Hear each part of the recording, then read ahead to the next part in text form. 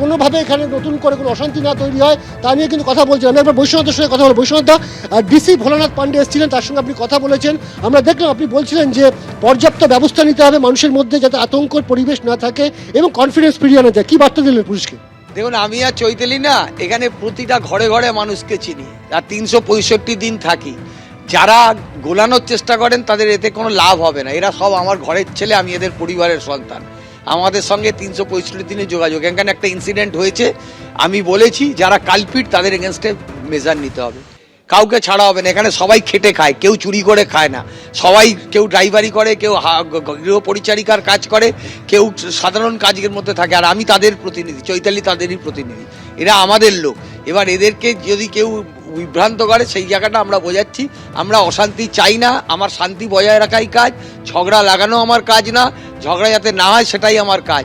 শান্তি আমার কাজ, উন্নয়ন আমার কাজ, পৌরসভার উন্নয়ন আমার কাজ। আমার যে দায়িত্ব সেই দায়িত্ব ওরা জানে কিভাবে আমরা প্রত্যেককে সার্ভিস দিয়েছি। কিন্তু বৈশ্বনাথদা, এটাও তো ঘটনা যে 6 মাস আগে এই এলাকাতেই একবার গন্ডগোল হয়েছিল, তখন ওই সোনা পাপ্পুর নাম উঠে এসেছিল।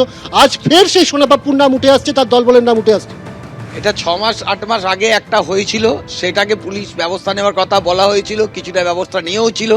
এবার আমরা একটা জিনিস বারবার বলছি, কোনো রকম কাউকে স্পেয়ার করা হবে না। তুমি দেখতে পাচ্ছ যে লাইভ কার্তুজ যেটাকে বলা হয়, সেই লাইভ কার্তুজ সেটি কিন্তু পড়ে রয়েছে। অর্থাৎ যে একাধিকবার ফায়ার করা হয়েছিল, এটা মিস ফায়ার হয়ে থাকতে পারে, সেই কার্তুজ কিন্তু এখানে পড়ে রয়েছে এবং সেটা লাইভ অবস্থায় রয়েছে। অর্থাৎ এখনো পর্যন্ত কিন্তু এটা পুলিশের তরফে তোলা হয়নি।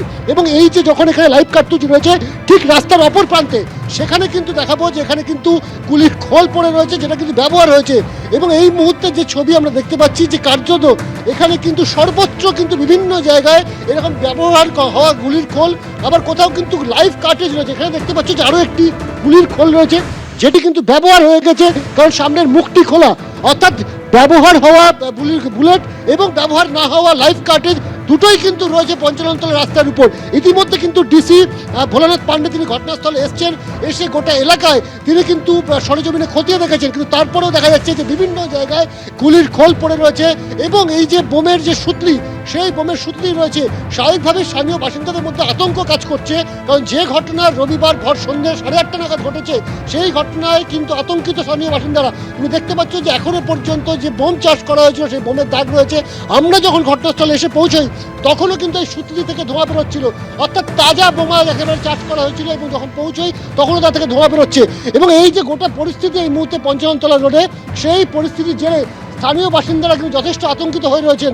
এবং ইতিমধ্যে কিন্তু ঘটনাস্থলে পৌঁছেছেন 90 নম্বর এবং 91 নম্বর ওয়ার্ডের 2 কাউন্সিলর, চৈতালি চট্টোপাধ্যায় এবং বৈশ্বনাথ চট্টোপাধ্যায়। পুলিশের শীর্ষ আধিকারিক হিসেবে ডিসি তিনি এসেছেন এবং তিনি কিন্তু বার্তা দিয়েছেন যে এই ঘটনার সঙ্গে যারা যুক্ত তাদের কাউকে রেয়াত করা হবে না।